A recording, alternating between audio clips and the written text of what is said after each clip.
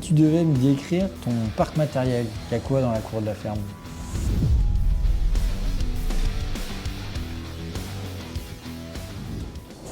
Il y a beaucoup d'argent, des tracteurs classe, du matériel, on va dire pas à la pointe de la technologie, mais assez récent quand même, parce qu'on en a une utilisation assez intensive, on va dire bien entretenue, pour être opérationnel toute l'année. Tu as combien de tracteurs et c'est quoi les puissances que tu as? Tracteur, on en a 4, ça va du petit tracteur, petit tracteur à tout faire, 130 chevaux, et au plus gros, lui, il va à 320. On a 4 répandeurs, des remorques, on va dire un peu ordinaire à fond poussant parce qu'on fait de l'ensilage et puis on a des bâtiments assez bas donc pour stocker les céréales c'est plus pratique, du compost aussi, donc un petit peu de matériel différent qu'on peut retrouver dans d'autres fermes. Tu fais combien d'heures assis sur un tracteur, sur un siège d'un tracteur toute l'année? Alors rien que sur mon tracteur, il fait, parce que j'ai un tracteur on va dire un peu approprié, je tourne dans les 700-800 heures moi tout seul dessus, donc je dois pas être loin des 1000 heures à l'année facile sur un tracteur. C'est quoi ton chantier préféré? Chantier préféré, on va dire les ensilages parce que ça fait beaucoup de matériel, c'est des gestions de chantier, il y a une ensileuse, il y a beaucoup de monde, beaucoup de ferraille, donc c'est sympa à voir. C'est plus facile à remplir une benne à l'ensileuse en marche arrière ou en marche avant? Ça dépend si on a bu de l'eau ou pas, mais on va dire à l'avant c'est plus facile. Là, tu es assis dans un siège Valtra, dans un fauteuil Valtra, ça va? Bah, c'est confortable, T'es bien on est assis. bien assis. T'as l'habitude de monter dans un Valtra? Alors je suis déjà monté comme ça dans des tracteurs de copains ou alors sur des chantiers, mais on va dire à l'utilisation, non jamais. C'est quoi ton regard du coup sur les dernières séries de Valtra, les séries 5, les séries 6? Bah, plutôt confortable, j'ai envie de dire très facile à prendre en main. Du point de vue technique, que ce soit sur les écrans, sur les boutons, c'est assez simple. Là, on a eu une démo GPS tout à l'heure, pareil.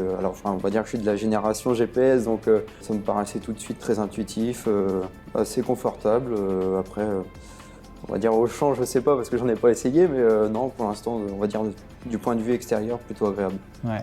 C'est ce que tu t'imaginais des Valtra ou tu avais un autre regard sur ces tracteurs-là? Alors non, je sais que Valtra ils évoluent, on va dire comme tout le monde. Après, je pense qu'il y a pas mal d'a priori sur la marque où on était resté encore au tracteur forestier au fin fond de la forêt avec le levier entre les jambes. Mais non, bah, ils évoluent comme tout le monde, ils sont agréables.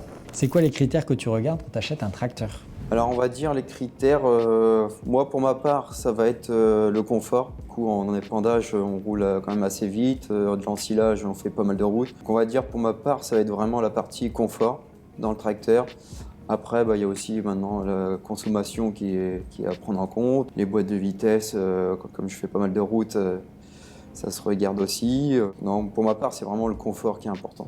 Si je te donne 5 descriptifs, je vais te demander de me les classer par ordre de préférence, donc qui colle à chez Valtra. Petit volant, le Smart Touch, la suspension pneumatique, le guidage et l'empattement. Alors je vais commencer par la suspension, très important. GPS aussi, qui est on va dire primordial pour mon utilisation. Le Smart Touch parce que c'est aussi une facilité quelque part. Ensuite le volant, parce qu'on l'a entre les mains toute la journée. Et puis le dernier, l'empattement. Ça marche. Bon, chez Valtra, il y a un studio Unlimited qui permet de personnaliser le tracteur aux petits oignons. Toi, tu ferais quoi pour rendre un tracteur hyper sympa? Je pense qu'ils vont avoir du boulot si je commande un tracteur. On va dire des trucs un peu ordinaires parce que bon, je fais partie de ceux qui aiment bien modifier les tracteurs. Donc une couleur pas tape à l'œil mais facile à rajouter des trucs dessus, des phares, modifier la couleur des jantes, rajouter des petites lumières à droite à gauche. Non, des trucs agréables à regarder. On met un caisson basse ou pas dans le... Oh, caisson basse, ouais. Si tu devais repartir avec un tracteur ici sur le parc, tu prendrais quel tracteur? Je prendrais le Q305 là-bas en vert olive, il est pas mal. On va changer les pneus dessus parce que forestier c'est pas pour moi, mais ouais, il est pas mal. Bon, et du coup, tu ferais quoi avec? Vu la puissance, il partirait plutôt dans les travaux de champ. Après, si ça serait un numéro un peu plus petit, je prendrais l'épandage et puis pour le transport sur route. Est-ce que tu sais parler finlandais? Pas du tout. Alors pas du tout. Bon, bah moi je te dis quand même Kitos et Ivastis. Ça veut dire merci et au revoir. Quito, c'est Ilvastis. Ça doit pas être ça, mais.